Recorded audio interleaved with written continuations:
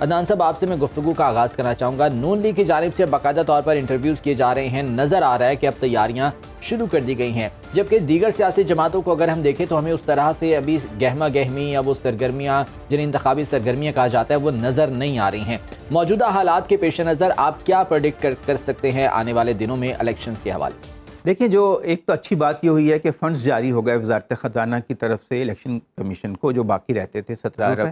تو اس سے ایک شکوک و شبہات جنم لے رہے تھے کہ شاید الیکشن کو التوا کرنے کی تیاری ہے یا کوئی پس پردہ کوششیں ہیں، وہ افواہیں اب دم توڑ جائیں گی۔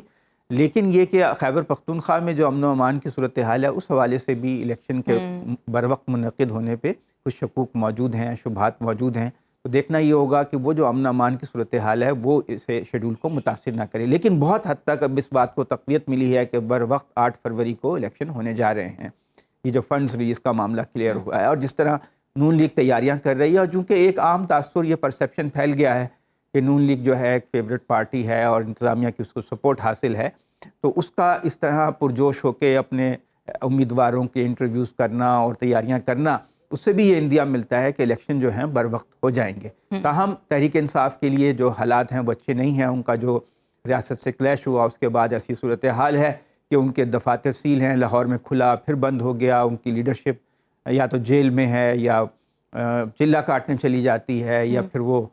ان کے روپوش ہیں، تو ان کے حالات اچھے نہیں ہیں۔ پاکستان تحریک انصاف کی بات کر رہے ہیں تو پاکستان تحریک انصاف کے بہت سے سینئر رہنما اس وقت پابندی سلاسل ہیں، لیکن اس کے باوجود بھی اگر ہم ڈاکٹر یاسمین راشد صاحبہ کی بات کریں تو انہوں نے کہا ہے کہ وہ جیل سے الیکشن لڑیں گی۔ تو اگر پاکستان تحریک انصاف الیکشن کا حصہ رہتی ہے تو کیا یہ سپیس تحریک انصاف کو دی جائے گی کہ اگر ان کے جو رہنما ہیں وہ جیل میں ہیں اور جیل میں بیٹھ کے وہ الیکشن کنٹیسٹ کر سکتے ہیں؟ جی دیکھیں، اگر ان کو سزا نہیں ہوتی، کنوکشن نہیں ہوتی، پھر تو لڑ سکتے ہیں، لیکن اگر اس دوران ان کو سزا ہو جاتی ہے تو پھر وہ نااہل ہو جائیں گے۔ تو ہو سکتا ہے ان کا کوئی پلان بی بھی ہو کہ اگر ہر ایک کورنگ کینڈیڈیٹس اس صورتحال میں پارٹیاں رکھتی ہیں کہ اگر یہ امیدوار جو ہے ہمارا نااہل ہو جائے کسی وجہ سے تو دوسرا امیدوار اس کی جگہ لے لے گا۔ اب ابھی تو یہ تو نہیں ہے کہ تحریک انصاف کوئی ممنوعہ تنظیم ہے، وہ الیکشن میں حصہ نہیں لے سکتی، لیکن عملی طور پہ اس پہ بہت سختیاں ہیں، تو اس کے لیے فضا اتنی سازگار نہیں ہے، اور یہ ایک جنرل پرسیپشن ہے کہ انتظامیہ جو ہے وہ اس کے اوپر اس کی لیفٹ سائڈ پر تحریک انصاف ہے۔ اب دیکھنا یہ ہے کہ کس حد تک یکساں مواقع تمام پارٹیوں کو ملتے ہیں۔ گو کہ پیپلز پارٹی جو ہے وہ سندھ میں اور ایم کیو ایم بھی، اب ایک یہ بھی بات سامنے آئی ہے کہ M Q M, J U I اور نون لیگ اتحاد بنا لیں گے اور وہ مل کر الیکشن لڑیں گے، تو اس سے تمام پارٹیاں جو ہیں وہ تیار نظر آتی ہیں، سوائے تحریک انصاف کے۔ گو کہ وہ بھی کہہ رہے ہیں اور جو سرویز ہیں وہ بھی ان کی پاپولیرٹی شو کر رہے ہیں کہ وہ الیکشن تو لڑیں گے، چاہے ان کے پرانے امیدوار بہت سے جو ہیں وہ پارٹی چھوڑ گئے ہیں، ارکان اسمبلی دوسری پارٹیوں میں چلے گئے ہیں، ان کے جو کچھ لوگ جو ہیں وہ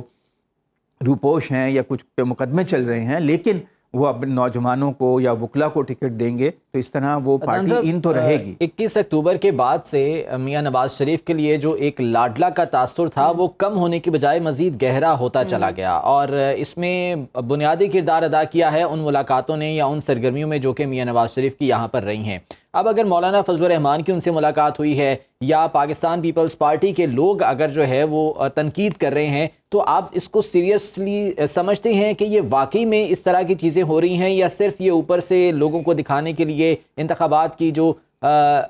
لیجیٹمیسی ہے اس کو برقرار رکھنے کے لیے سب کچھ کیا جا رہا ہے؟ نہیں، دیکھیں، یہ تو نظر آ رہا ہے کہ انہیں فیور کیا گیا ہے کہ وہ اشتہاری تھے، مفرور تھے، اور پھر جب ان کو یہاں پر آئے تو گرفتار نہیں کیا گیا بلکہ ان کو پروٹوکول دیا گیا، اور ان کی پارٹی کو بھی پروٹوکول مل رہا ہے، اور ایک جنرلی میڈیا پہ ان کے لیے بہت آزادی ہے، جبکہ تحریک انصاف کے لیے وہ آزادی نہیں ہے، ان کے دفاتر بھی سیل ہیں اور ان کے مقدمات کا سامنا ہے ان کے لوگوں کو، تو وہ جو ایک یکساں مواقع والی بات ہے وہ تو نہیں ہے۔ اور صاف نظر آ رہا ہے کہ نون لیگ کے لوگ جو ہیں بہت حد تک نگران حکومت میں بھی شامل ہیں، ان کے جو وفادار بیوروکریٹس تھے وہ اس وقت اہم عہدوں پر فائز ہیں، تو نگران حکومت کی جو ترکیب ہے اور ساخت ہے وہ بھی ایسی ہے کہ جو لگ رہا ہے کہ نون لیگ کو فیور کر رہی ہے۔ لیکن اب پیپلز پارٹی نے بھی اپنے آپ کو، پہلے تو وہ ان کے اتحادی تھے، لیکن اب انہوں نے محسوس کیا ہے کہ وہ اس سے آؤٹ ہو رہے ہیں گیم سے، اور نون لیگ جو ہے وہ ان کے بغیر کوئی اتحاد بنا کر آگے بڑھنا چاہتی ہے، تو انہوں نے بھی کھل کر تنقید کرنا شروع کر دی ہے۔ یہ تاثر تو بہرحال ہے